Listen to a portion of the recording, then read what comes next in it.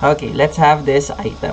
In triangle POW, side PO is 15 centimeters long and side PW is 26 centimeters long. How many possible lengths can side OW have if its measure is a whole number? To answer this, let's draw our triangle POW.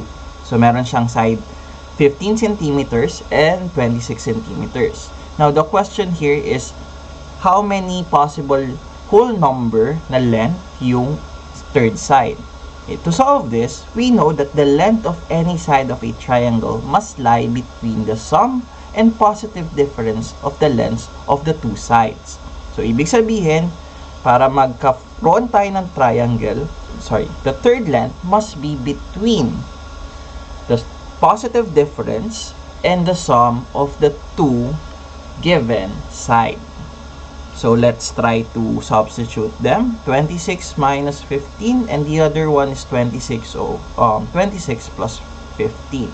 So add natin and subtract natin. So si 26 minus 15, that is 11, and 26 plus 15, it's 41. So we have from 11 to 41.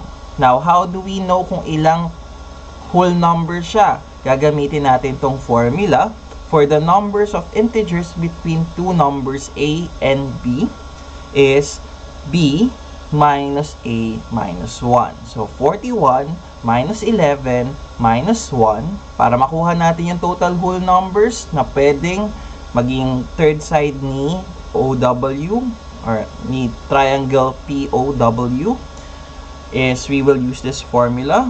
So that would give us 29. So the possible answer here will be letter C, 29. And that's it. Ta-da! Alright.